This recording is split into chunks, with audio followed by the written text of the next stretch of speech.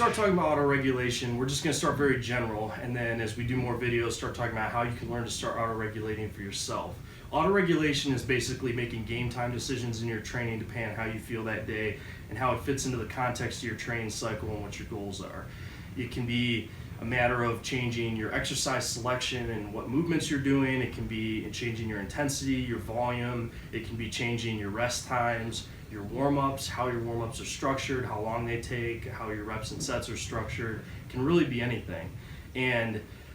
the biggest thing that I want to go over right now is how auto-regulation fits into where you're at in terms of your training age or how long you've been training for, how experienced you are. If you're a novice or a beginner lifter, I think it's very important that the bulk of your training be set in stone and that you start learning how to stick to a program consistently and learn how you are as a lifter in accordance to that program and start learning the principles behind training. So if you pick a set program to start with, say 5 through 1 or whatever it is, it's an easy example,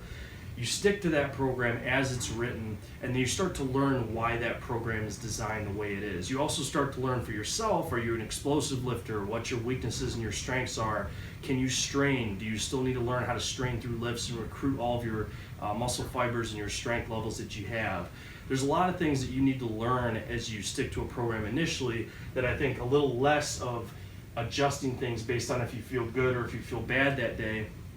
and having the bulk of it be set in stone is really good for you as a lifter. And then you'll find as you progress and the years go on and you gain more experience and learn training principles, that set in stone part of your program here can start to grow smaller, and the bulk of your program can start to be changing whether you feel good or you feel bad that day. And if you listen to most experienced lifters that have been really successful, they talk about how